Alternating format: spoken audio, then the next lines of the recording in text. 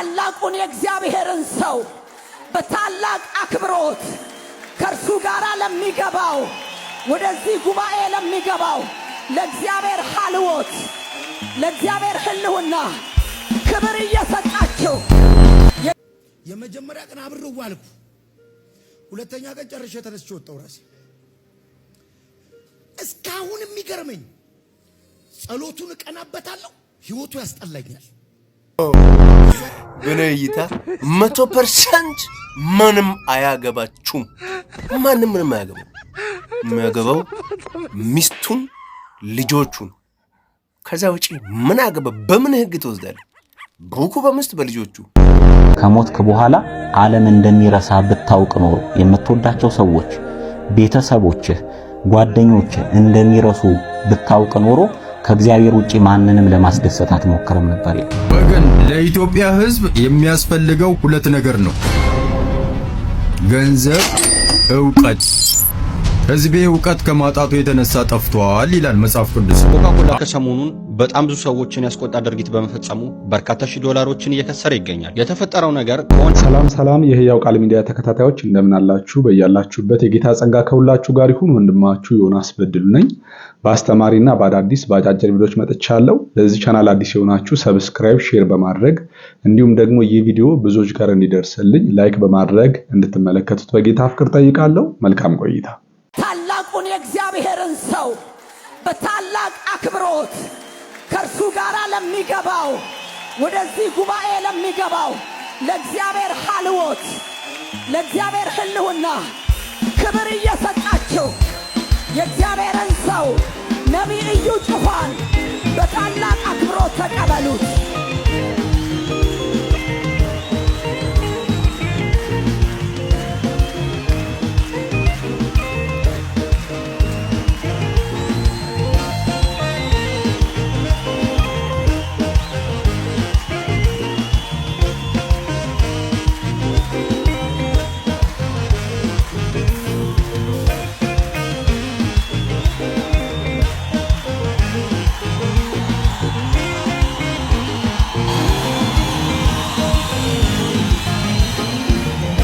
ከዚህ በላይ ለጌታ ለኢየሱስ ክብር እልልታ ጨምሩለት። ለኢየሱስ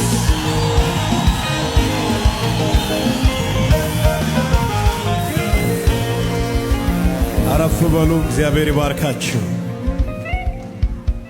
የእግዚአብሔርን ጸጋ ለመካፈል ከሩቅና ከቅርብ ወደ ክራይስት አርሚ ኢንተርናሽናል ቤተክርስቲያን ነሐሴ 3 2018 ዓመተ ምህረት የታደማችሁ የተወደዳችሁና የተከበረ አረ በጌታ በኢየሱስ ክርስቶስ ስም ምን አይነት ነገር ነው የሚያሳዩን?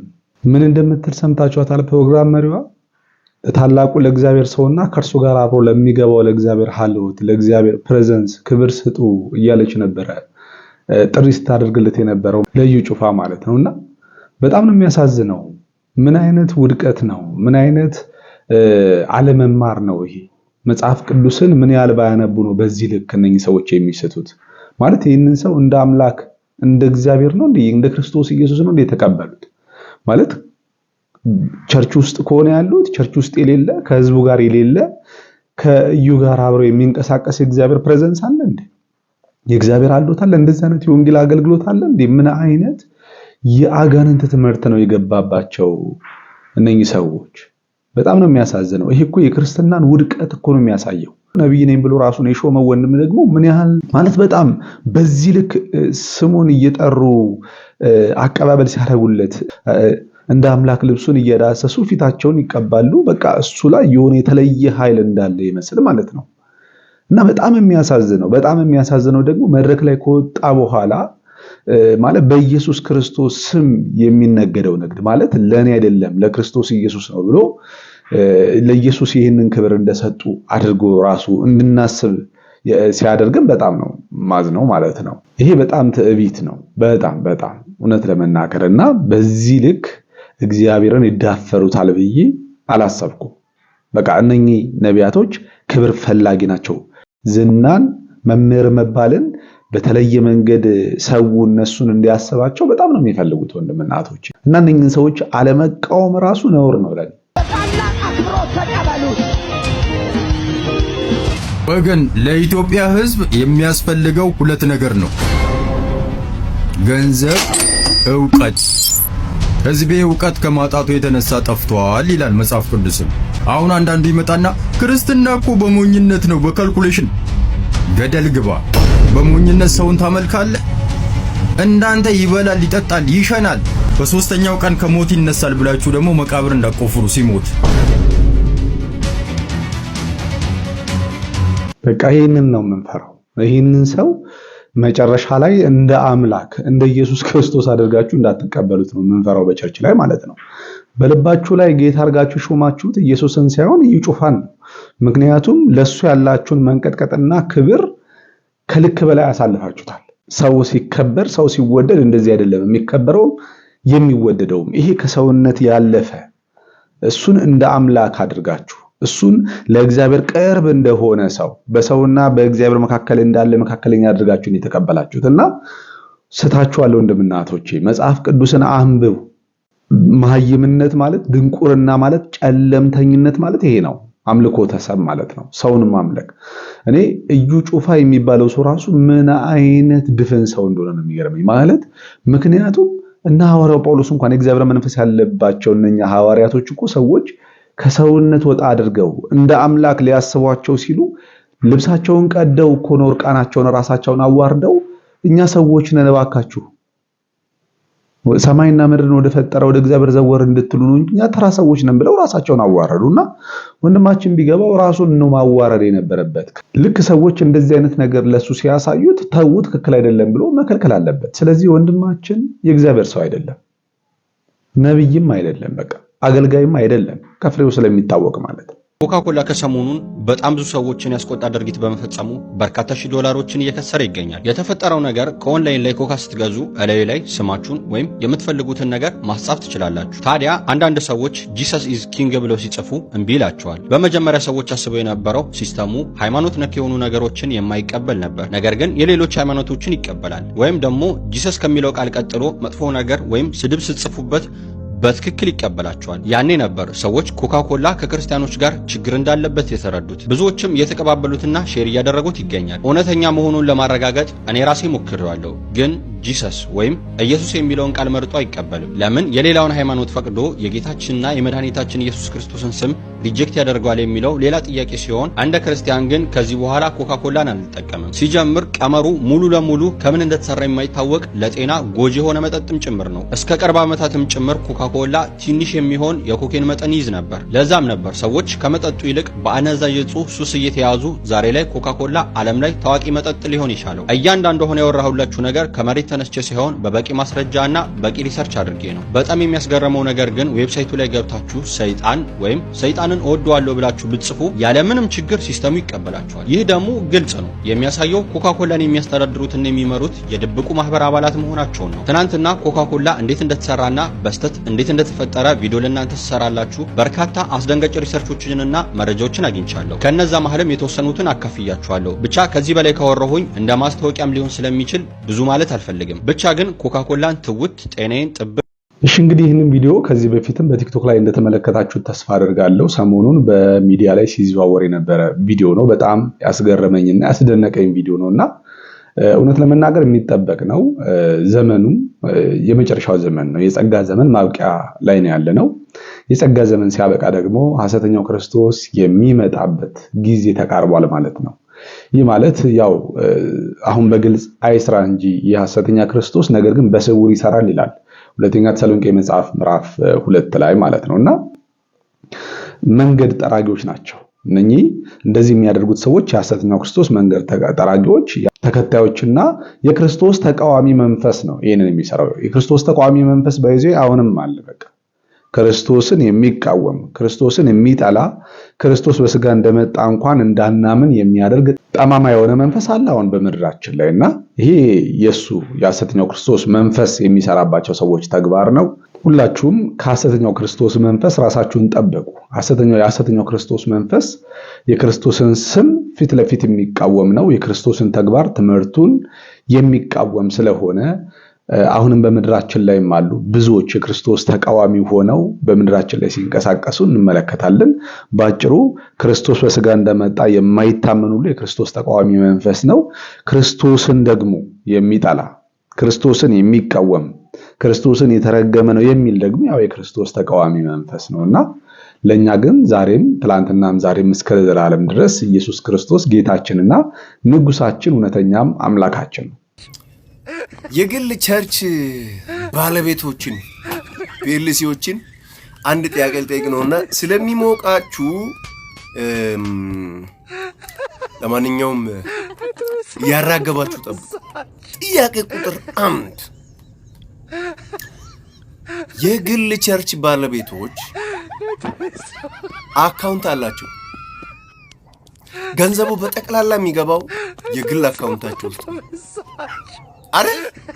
ውሸት ነው አይደለም? ጥያቄ ቁጥር 2 የሰው ልጅ ነንና መሞታችን አይቀር። ሀብታሞች ሲሞቱ ልጆቻቸው ይወርሳሉ፣ ሚስቶቻቸው ይወርሳሉ። ሀብታሞች ሲሞቱ፣ ደሃም ሲሞት መሬትም ትኑር ምንም ትኑር ያችን የሚወርስ ልጅ አላቸው። ሌሎች ቸርቾች በግለሰብ ስለማይመሩ አንድ ሰው የቸርች መሪ ብሞት ደንዶይደስ እያልን ወስደን እንቀብራለን። ቤተ ትምህርት ብሎ ያለቅሳል። አይበለውና አንድ ንጥጥ ያለ ሀብት ያለው ነቢይ ምናምን ተብዬ የግል ቸርች 77 100 1000 የከፈተው ሰውዬ ትስክ ብል ያ መሞት አይቀርምና ቢሞት ያ ቸርች ይቀጥላል እንደ ንብረቱ ሀብቱ የማን ነው? በነይታ 100% ማንም አያገባችሁም። ማንም ምንም አያገባው። የሚያገባው ሚስቱን ልጆቹን። ከዛ ውጪ ምን አገባ? በምን ህግ ትወስዳለህ? በኩ በሚስት በልጆቹ። ይሄ ነው የምትከተሉት። ትክክለኛ ጥያቄ ነው። የተናገረው ደግሞ እውነት ነው። ምክንያቱም በግለሰብ አካውንት ነው ብሩ ያለው። ቸርች የተሰራበት የመሬቱ ካርታ በግለሰብ ነው። እያንዳንዱ ነገር የሚንቀሳቀሰው በባልየውና በሚስትየው ወይም ደግሞ በቸርቹ መሪና በሚስቱና በልጆቹ ስር ነው ሁሉም ነገር የሚደረገው ማለት ነውና ወንድማችን እንዳለው ሰው ይሞታል። እነሱ ሲያልፉ ወይም ደግሞ ሲሞቱ ቸርቹ እንደማይቀጥል እውነት ነው። በቃ የሚስትየዋና የልጆቹ ንብረት ሆኖ ይቀጥላል ከዛ በኋላ። ምክንያቱም እነሱ ያንን ሊያስቀጥሉ አይችሉም። ንብረቱ እንደ ንብረት ለልጆቹ ውርስ ሆኖ ይቀጥላል ማለት ነው። ለዚህም ነው የግል ቸርቾች የዘመኑ የሐሰተኛ ነቢያቶች አካሄድ የሚቀጥል አይደለም፣ የሚያዛልቅ አይደለም። እያንዳንዱ ነገር በእነሱ እጅ ስለሆነ ያለው እንደ ግል ሀብት ተደርጎ ነው አሁንም እየተቆጠረ ያለው። ወደፊትም የግል ሀብታቸው ነው። እንዲያውም አንዳንዶች በመድረክ ላይ ይህንን ቸርች ሸጬው ሊሄድ እንደሚችል እወቁ ብሎ በመድረክ ላይ የተናገረውላ ነብይ ነበረ። ስለዚህ እነሱም አስረግጠው በደንብ ይነግሩናል ይህንን እውነት እንዳንጠራጠር ማለት ነው። ስለዚህ ሁላችንም ይህንን አውቀን ነው ሐሰተኛ ነቢያቶች ጋር እየሄድን ገንዘባችንን ንብረታችንን መስጠት ያለብን። ይህንን ግን ማወቅ አለብን። ተታለን ተሳስተንም መሆን የለበትም። ተታልዬ ነው ተሳስቼ ነው አይሰራም። ምክንያቱም ስለነሱ ብዙ እየተሰራ ያለ ስራ አለ። እነሱን የማጋለጥ ስራ በደንብ እየተሰራ ነው። ነገር ግን አንዳንዱ አውቆ ስለሆነ የሚበላው አውቆ ስለሆነ የሚዘረፈው ይበለው። ነገር ግን ለማታውቁና ላላስተዋላችሁ ሰዎች ይህንን ነገር ልብ ልትሉትና ልታውቁት ያስፈልጋል። ከሞትክ በኋላ ዓለም እንደሚረሳ ብታውቅ ኖሮ የምትወዳቸው ሰዎች፣ ቤተሰቦችህ፣ ጓደኞችህ እንደሚረሱ ብታውቅ ኖሮ ከእግዚአብሔር ውጪ ማንንም ለማስደሰት አትሞክርም ነበር። ትረሳለህ። ትንሽ ጊዜ ነው። ምናልባት ቤተሰቦችህ ቢያስታውሱ ትንሽ ጊዜ ነው። ከሆነ ጊዜ በኋላ ትረሳለህ። የማይረሳህ ግን አንድ አካል አለ፣ እሱም እግዚአብሔር ነው። እሱም ብታውቅ ኖሮ እድሜ ዘመንህን እግዚአብሔርን እያስደሰትክ ትኖር ነበር። ለምድር እድሜ ዘመንን ብትሰጣት የምትሰጥህ መቃብርን ነው። ያለህን ንብረት፣ ያለህን ዕውቀት፣ ያለህን ጸጋ ለምድር ብትሰጣት ምድር የምትሰጥ ምን ነው? መቃብርን ነው። ለሰማይ ግን እድሜህን፣ ገንዘብህን፣ ሀብትህን ብትሰጣት የምትሰጥህ ሰማያዊ ዙፋን ነው። ያንን ሰማያዊ ዙፋን እንድናገኝ እግዚአብሔር ያድለን። ሆነም ቀረም ከሞት የሚያመልጥ ማንም የለም። ሁላችንም ምን እንላለን? ለሁላችንም እንግዲህ ማስተዋል ይሆንልን። በእውነት የሚያነቃ ብናስተውለው በጣም ጠቃሚና አስተማሪ መልእክት ነው። ሙሉ ወንጌል 12 ዓመት አገልግያለሁ። ክፍለ ሀገር ብዙ ቦታ ዞሬ አገልግያለሁ። አውቀዋለሁ። ጴንጤ መሆንን አውቃለሁ። ስፒሪት ሪልም ውስጥ መገባትም አውቃለሁ።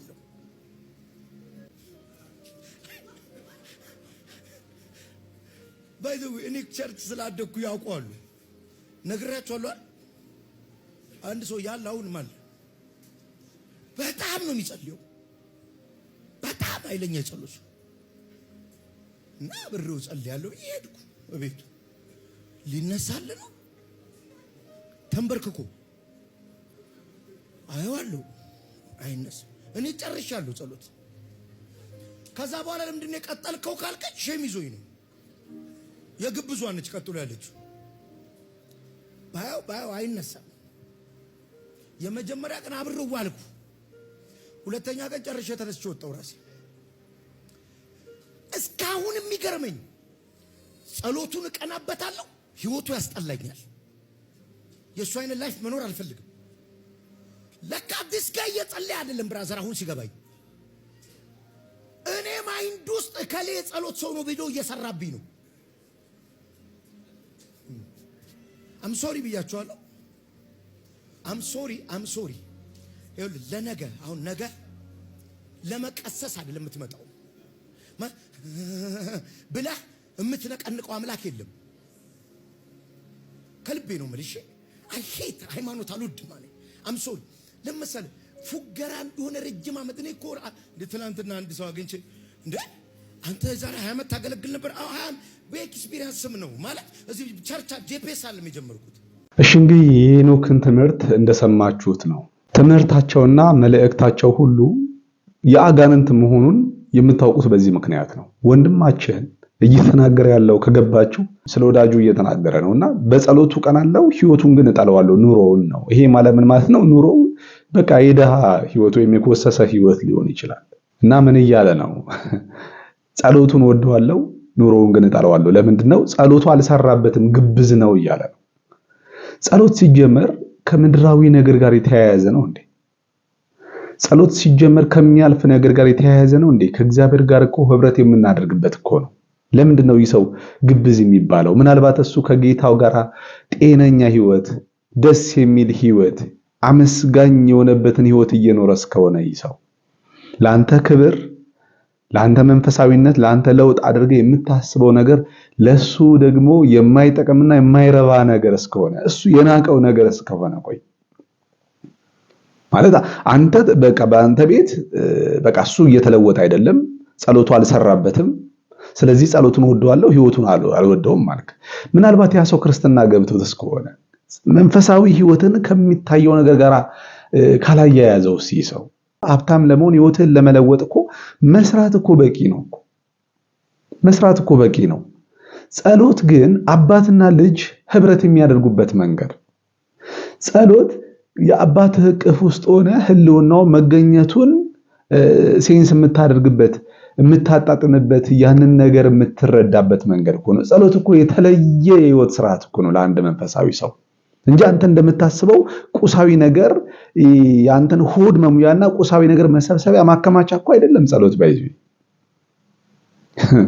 በጣም ነው የሚያሳዝነው እውነት ለመናገር ማለት ነው። እንግዲህ እንደዚህ ይህን የሚጸልይን ሰው በዚህ ልክ እያጣጣለ እሱ ደግሞ ህይወቱ እንደተለወጠ አድርጎ ትንሽ ነው የምጸልየው ግን ጸሎቴ ተሰምቶ ነው እዚህ ደረጃ የደረስኩት ብሎ ለማለት ነው እንግዲህ ይሄን ነገር እየተናገረ ያለው።